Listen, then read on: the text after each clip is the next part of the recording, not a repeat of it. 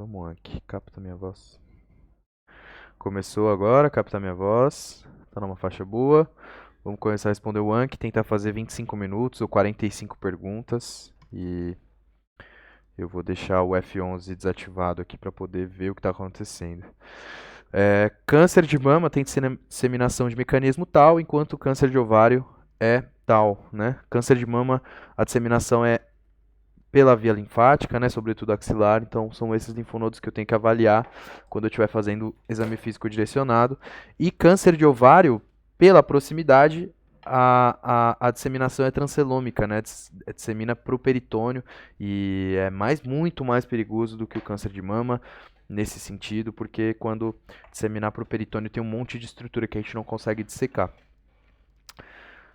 Principais drogas podem causar agranulocitose. Eu coloco um CYT2 aqui, e eu acho que CYT2 porque são os dois únicos que eu já estudei e consigo citar de fato. Né? Dipirona é uma das drogas que podem causar granulocitose, e é um tema muito importante, sobretudo em discussões em que eu já tenho aplasia de medula.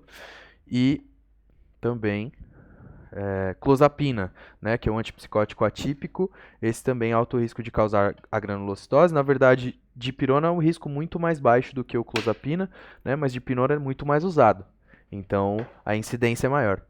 Né? Então, dipirona e clozapina. Cocaína contaminada, essa é uma ideia interessante de lembrar, mas acho que não há essa necessidade toda de que eu lembre, mas essa é uma ideia interessante de lembrar, só que os produtos de contaminação da cocaína num estado como esse para causar granulocitose são muito difíceis de identificar. Né? Achado de nódulos subcutâneos dolorosos de meio a 2 centímetros e eritema adjacente nas extremidades, nádegas e tronco de paciente com pancreatite caracteriza. Né? Então, se eu achar isso aqui nas extremidades do paciente, sobretudo nessas regiões, né, extremidades nádegas e tronco, eu estou pensando em paniculite, né? Eu estou pensando que a minha pancreatite está se disseminando para o sistema e eu estou tendo afetação, saponificação das gorduras, né? É uma paniculite necrosante, saponificação das gorduras por causa das enzimas do meu pâncreas. Muito interessante também a fisiopatologia dessas ideias. No tratamento da tuberculose pulmonar no adulto, se dá por 6 meses, onde em 4 meses se utiliza o esquema RIP, o HRZE, e 2 meses o esquema RI-HR, né? E isso é falso, porque na verdade eu vou fazer 2 meses com HRZE e depois 4 meses com RI. E as ideias aqui, né, seria catastrófico fazer o tratamento com 4 meses com 4 drogas, assim, né? As doses são muito altas, então as probabilidades do paciente ter efeito adverso iam ser muito altas. Eu não preciso erradicar a tuberculose tão rápido assim, até porque ela não mata tão rápido assim. Eu preciso erradicar. Então, falso, né? O tratamento deve ser realizado 6 meses, 2 fases, a fase intensiva de 2 meses aqui, diferente do que está afirmando a minha questão. Derrame parapneumônico simples, características e conduta. Eu ainda não fiz esse estudo, né, de derrame pleural, mas eu peguei a questão e eu não lembro por quê que essa questão está aqui. Eu estou respondendo ela como difícil sempre. Critérios de Light entram na mesma ideia. Qual delas seguem das que seguem, sinalize qual delas causa neurite óptica. Isoniazida, rifampicina, pirazinamida ou etambutol. Neurite óptica eu acho que está relacionado à isoniazida, mas eu não tenho certeza absoluta. Também foi outro estudo pobre que eu fiz, né, um estudo pobre de farmacologia, e eu tenho que lembrar dessas ideias aqui. Só que ainda não cheguei no ponto de estudar o tratamento de tuberculose pelo Medicurso, e aí, se de fato for relevante, essa ideia vai estar muito mais clara na minha cabeça. É o etambutol mesmo, né? Não é a isoniazida. O efeito colateral mais importante é a neurite óptica, resultando em diminuição da acuidade visual e perda da discriminação vermelho-verde. Né? Esse é um texto que eu peguei do Goodman, da última vez que eu respondi essa pergunta. Parapneumônico complicado, entra na mesma ideia. Espasticidade e hiperreflexia encontradas na síndrome piramidal são explicadas porque quando eu tenho secção de algum quando eu tenho síndrome piramidal, quer dizer que eu tenho afetação de algum dos fonículos, eu tenho afetação a nível da coroa radiada, eu tenho afetação no primeiro neuromotor lá no córtex, eu tenho afetação dos caminhos do primeiro neuromotor. O que acontece? Quando eu tiver essa afetação, do mesmo lado eu vou ter o segmento que está relacionado aos gânglios basais sendo hiperativado, né? Então, que está relacionado ao controle do movimento, aos estímulos negativos que eu tenho para poder controlar o movimento, né? Os estímulos negativos que sobem para os gânglios basais e atravessam o tálamo para controlar o movimento. Eu vou ter eles hiperativos, só porque eu deixei de ter o estímulo da síndrome do sistema piramidal, né? Então, essa é a explicação, né? A espasticidade e hiperreflexia acabam acontecendo por causa dessa hiperativação do sistema que seria um sistema acessório para controlar o movimento. Certinho. Posso diferenciar hérnia inguinal direta de indireta no exame físico fazendo a manobra de Andrews, né? Manobra interessante também, que eu vou colocar o dedo indicador, usando luva, claro, né? Vou me paramentar, vou introduzir o dedo indicador no canal inguinal externo, no anel inguinal externo, e vou pedir para o paciente fazer valsalva, né? Para ele aumentar a pressão intraabdominal. E se tocar a ponta, se eu sentir alguma estrutura tocando a ponta do meu dedo, essa hérnia inguinal é indireta, e se eu sentir ela tocando a polpa do meu dedo, essa hérnia inguinal é direta, né? Eu tenho defeito na parede posterior do canal inguinal, provavelmente na face transversalis. Manobra de Andrews. Lesões com baixa frequência no trauma torácico. Isso aqui é pergunta que foi enfiada aqui no meu Anki pelo professor pelo professor de semiologia cirúrgica, né? Lesão com baixa frequência. Por que eu tenho interesse em saber isso, né? Mas lesão com baixa frequência é pneumotórax puro, lesão com baixa frequência. Essa é uma ideia que vem do Michans, no livro de 2008. Isso já não é bem assim, né? Porque eu vou ter pneumotórax puro produzido por VPP, né? Por ventilação com pressão positiva na intubação orotraqueal, né? Eu vou ter ali, eu mesmo vou produzir o pneumotórax no meu paciente, esse pneumotórax vai ser puro, né? E tá no contexto do trauma torácico, mas pneumotórax puro, hérnia diafragmática e fratura de clavícula. Aí fratura de clavícula faz bastante sentido, até porque não tem correção e é um osso dos mais fortes, né? Vai ter quebrado muita coisa antes de quebrar. Sinalize o fármaco corresponde à família dos inibidores de CCR5, né? O Maraviroc é um dos inibidores CCR5. E aí só para lembrar, então, na estrutura da minha célula eu vou ter dois sítios de ligação, né? O sítio de ligação para CCR4, em que eu não consigo inibir com fármaco, mas esse sítio de ligação, essa glicoproteína vai depender também do sítio de ligação do CCR5. E se eu bloquear isso com Maraviroc, o vírus não consegue introduzir a célula, né? Então essa é uma boa ideia para o tratamento. Maraviroc mesmo se une seletivamente ao correceptor humano de quimiocina CCR5, impedindo a entrada das células nas células do HIV1 com tropismo CCR5, né? Bonita essa imagem aqui, ficou bem legal. Frente a um quadro de asma onde não há desencadeante alérgico, temos a apresentação da asma não atópica, da asma não alérgica, é óbvio. A asma extrínseca não alérgica. Nesse processo não participa o IgE, mas sim o próprio agressor. Conduta para paciente que chega na sala de emergência com quadro de apendicite há 5 dias.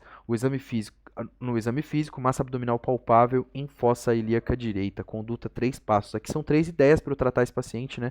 Então, se eu tenho apendicite mais de 5 dias com massa palpável, eu tenho plastrão, né? Eu tenho ou plastrão ou abscesso. Qual que vai ser a conduta aqui? Eu tenho que saber o que é, né? Ou eu tenho plastrão ou eu tenho abscesso. Se eu tiver abscesso, a conduta é drenar. Eu tenho que saber o que é.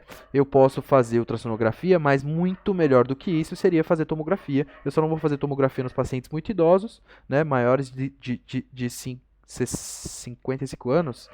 E agora eu vou descobrir ou 55 ou 65 anos. Eu vou chutar 65. E nos pacientes na população pediátrica e nas gestantes, né? Não faz muito sentido eu fazer tomografia se eu posso tentar identificar a lesão com ultrassonografia. Eu, na minha conduta no dia a dia, provavelmente ia fazer ultrassonografia antes de fazer tomografia, né? E tomara que o Ministério da Saúde não veja esse vídeo. E as ideias de conduta aqui, né? Se eu estou suspeitando de abscesso, é drenagem, antibiótico terapia com cobertura para gram negativo. E aí eu vou pensar em fazer amoxiclavulanato ou talvez clindamicina, né? Talvez clindamicina. Afetação peritoneal, afetação do abdômen de modo geral, em que eu estou suspeitando de possibilidade de gram negativo, tem que usar os dois queridinhos da GO lá, ou o metronidazol, que é o queridinho da GO, ou a Clinda, né? Mas tá certo, então, internação, TCUS, antibióticos sistêmicos, drenar o abscesso guiado por imagem. É o único jeito de drenar, né? Paciente em que tem suspeita de fístula bronquiovenosa, a conduta. Essa condição é linda, né? Apesar de ser rara, condição linda. Então, eu tenho a fístula bronquiovenosa, minha preocupação aqui vai ser embolia gasosa. E o que eu estou pensando eu tenho ar na câmara cardíaca, né? Eu tenho ar do ventrículo esquerdo, esse ar vai subir, eu vou mandar esse ar provavelmente para o cérebro.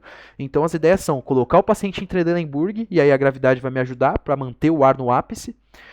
Colocar o paciente em Trendelenburg, vou fazer toracotomia ou esternotomia, toracotomia faz mais sentido fazer, e vou drenar com uma seringa com gel com 14, seringa de 50 ml, vou drenar tudo que der ali até sair a bolinha de ar, né?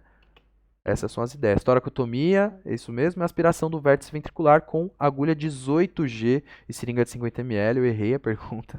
Parabéns aí, errou o tamanho da seringa e errou a pergunta. Classe de antibiótico com este efeito, né? Quem bloqueia a topoisomerase? São as quinolonas que bloqueiam a topoisomerase. E pensando em quinolona, eu penso em fluoroquinolonas, que são fármacos de eleição para tratar PAC, né? Sobretudo ciprofloxacino ou levofloxacino ali. Quinolonas, tá certo. Paciente de 43 anos referiu tabagismo desde os 17 anos, fumando cerca de meia carteira de cigarros por dia, nega tentativas prévias de parada, declarando estar ciente dos possíveis danos e relatando desejo de parar de fumar, né? Essa ideia aqui de relatar desejo já estabelece aqui em qual grau, qual estágio da mudança do paciente ele está. Entretanto, revela que o cigarro está sendo atualmente sua única forma de prazer por estar passando por problemas familiares e ocupacionais. Assinale qual estágio de mudança o paciente do caso acima se encontra, né? Ele se encontra na fase de contemplação, de poder ter compreendido, né, que ele deve fazer a mudança, mas ele ainda não consegue assumir que ele vai fazer essa mudança, ou ele ainda não consegue, nem conseguiu se preparar para fazer a mudança. Não é o meu caso, né? No meu caso eu já estou em preparação, eu entendo as necessidades e já começo a calcular quais são os meios, já começo a calcular qual é o meio que eu vou utilizar para fazer isso, mas ainda não tomei essa decisão, né? Entraria mais em preparação, e aí a ação seria quando eu decidisse de fato o que fazer e fosse conversar com a Grazi, por exemplo. Homem, 14 anos de idade, previamente rígido, procura atendimento médico. História da moléstia atual, queixa-se de sangramento nasal intermitente que melhora com gelo local. Refere também manchas roxas nos membros inferiores há uma semana. Há um dia notou hemorragia conjuntival e gengival, nega a febre. No exame físico, observados equimoses numulares em membros inferiores, além de petequias. O elemento da hemostasia mais provavelmente deficiente é fator 8, plaqueta, von Willebrand, fibrinogênio. Fibrinogênio não tem nada a ver, faz nenhum sentido. Fator 8. Se eu tivesse deficiência de fator 8, eu ia estar esperando hemartrose nos membros inferiores desse paciente. Se eu tivesse von Willebrand, sobretudo em prova de residência, né, em questão de prova de residência, eu ia ter sangramento que não para. Né? Eu ia ter sangramento que não para. E não sangramento nasal intermitente. Né? Eu ia ter sangramento que não para, não ia fazer mancha roxa na periferia, e esse paciente geralmente está relacionado à história de extração dentária com sangramento que não para. Então eu vou ficar com plaqueta, né? E é óbvio, né?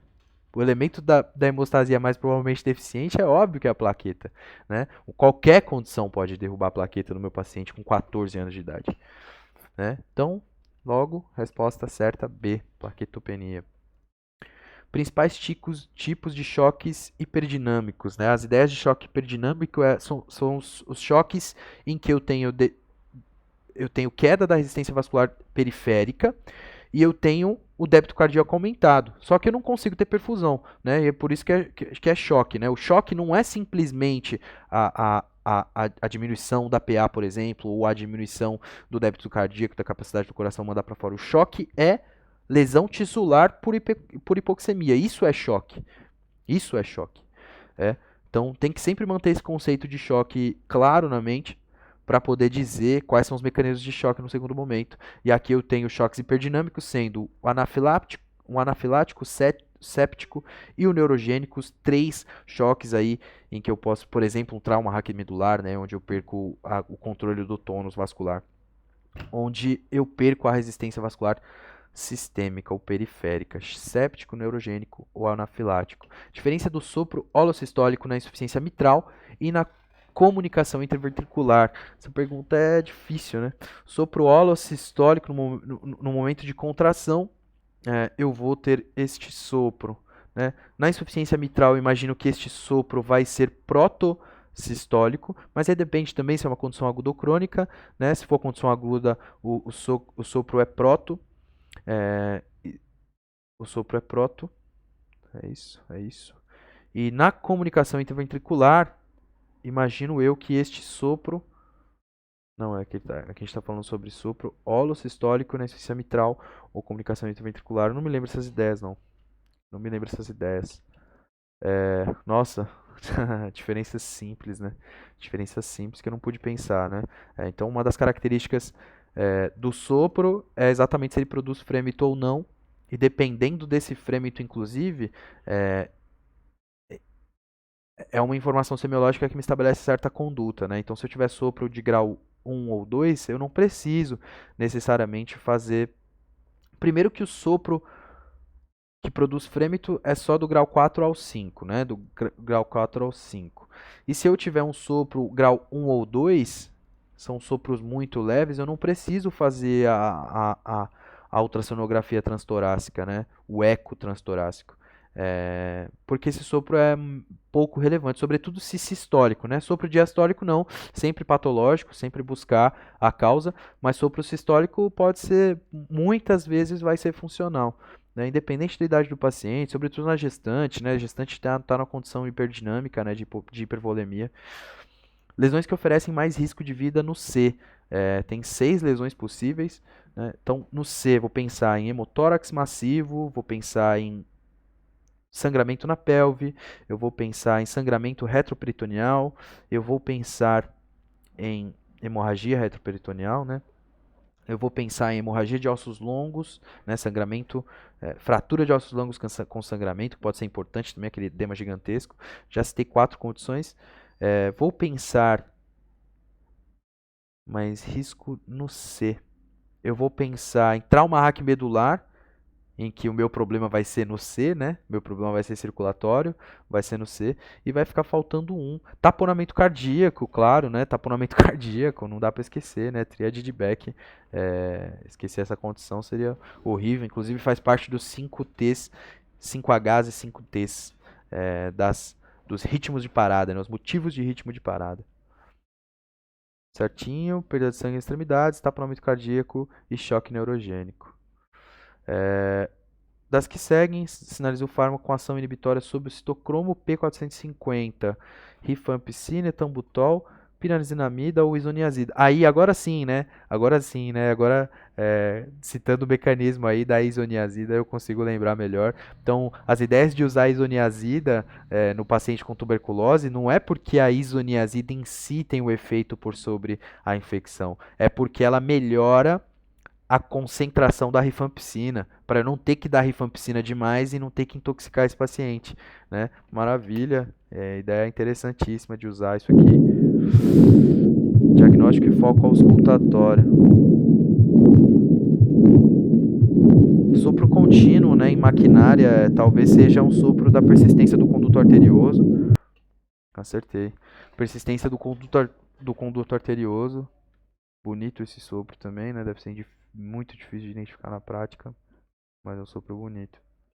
Sopro da estenose tricúspide é estenose tricúspide. Ele é diastólico, né? Provavelmente seja mesodiastólico ou protodiastólico, né? Então, no momento em que eu preciso encher a câmara direita, eu preciso encher o ventrículo direito, o meu átrio contrai e ele sopra por sobre os folhetos estão estenosados, né? Mesodiastólico mesmo. Mesodiastólico mesmo. Eu falei proto. Tom grave se ausculta melhor com campânula, R1 acentuado. Vou colocar essa como errada aqui, só para eu entender essas ideias de mesodiástole, né? Que eu vou começar a ter contração atrial a partir de um certo momento somente, né? Em teoria, o início do enchimento do ventrículo, o início do enchimento desse ventrículo é passivo, né? Tanto o direito quanto o esquerdo. O início do enchimento é passivo, porque a pressão dentro do ventrículo no momento do início da diástole é mais baixa do que a pressão da aurícula, que já começou a encher de sangue. Ringer lactato contém concentração, que é a dica, de sódio, né? Ringer lactato contém 130 miliequivalente litro de sódio. E Ringer lactato tem outras coisas também, né? Tem lactato de sódio, tem o próprio sódio, cálcio e potássio, né? Lembrar das ideias de que o Ringer lactato é a solução que tenta mais fielmente se equiparar ao equilíbrio hidroeletrolítico do meu organismo. Então, o Ringer lactato é mais indicado, é o indicado na esmagadora maioria das condições em que eu preciso fazer infusão venosa, e são poucas as condições, inclusive, que eu indico outros tipos de solução, né? São poucas as condições que eu indico outros tipos de solução. Na ocorrência de meningioma de forame magno, clinicamente teremos síndrome, aqui é legal, meningioma de forame magno, eu vou ter síndrome sui generis, né? As ideias de que síndrome sui generis, as ideias de que nessa posição, tá? Síndrome sui generis, as ideias de que eu tenho hemiparesia ou hemiplegia alternante, né? Então, se eu tiver no membro superior, se eu tiver no membro superior direito, hemiparesia e hemiplegia, eu vou ter no membro inferior esquerdo, né, no contralateral. Síndrome piramidal alterna, né, sui generis, essa é a ideia. Hemiparesia ou hemiplegia do membro superior e hemiparesia e hemiplegia do membro inferior contralateral. O que está sendo mostrado no 4? Ah, não lembro. Não lembro. Não lembro. Não lembro. Forames sagitais, forames parietais, talvez. Forames parietais, mas não lembrei, né? Vou colocar como errei. Os batimentos fetais podem ser identificados através da ultrassonografia transvaginal a partir de... Difícil, né? Difícil, né? A partir da sexta, sétima semana, imagino eu. Calculo eu. Para ouvir BCF no sonar é da 10ª semana, mais ou menos ali. Então, aqui vai ser um pouco antes, né? Eu estou entrando dentro da vagina para poder fazer a avaliação. Sexta, sétima semanas. Boa, caralho. Tratamento de pneumonia por micoplasma pneumoniae em adulto jovem, sem comorbidades. Primeira e segunda linha. Primeira e segunda linha, eu sei só uma. Aí é duro. Eu sei só uma. Clindamicina via oral, eu sei que é uma indicação. Macrolídeo, pode ser azitromicina, macrolídeo, acertei. Acertei uma e errei a outra. Macrolídeo ou doxy, né? Macrolídeo ou doxycycline, né? Que é uma tetra. Errei essa. Parada de eliminação nas fezes e gases. Dor em cólica, distensão abdominal. Pensar em obstrução. Abdômen agudo obstrutivo. Simples. Sopro contínuo com reforço telesistólico e protodiastólico. Sopro contínuo com reforço telesistólico e protodiastólico. Eu vou pensar em comunicação interatrial, né? Não, PCA também. Persistência do conduto arterioso, né? Ducto arterioso persistente. Agora, quais são as ideias aqui de reforço telesistólico e protodiastólico? No finalzinho da minha sístole. Ah, tá. No finalzinho da minha sístole é quando eu aumentei aqui a pressão na aorta e é quando ele assopra. E protodiastólico no iniciozinho da minha diástole. No iniciozinho da minha diástole é quando o sangue começa a voltar aqui para querer chocar contra a aorta e vai perfundir coronária. E aí vai ser o momento em que esse sangue vai passar outra vez pelo ducto, né? Pelo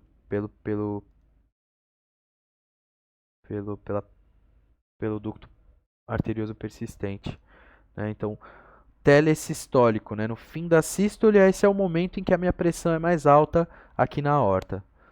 E aí passa pelo ducto. E protodiastólico é o momento em que o sangue começa a voltar aqui para poder perfundir coronária. e aí ele vai passar outra vez pelo ducto, eu vou ter dois reforços aqui. Uma ideia interessante, na verdade, né? Não sei porque que eu não sabia disso, era para saber. Bom, já soube um dia.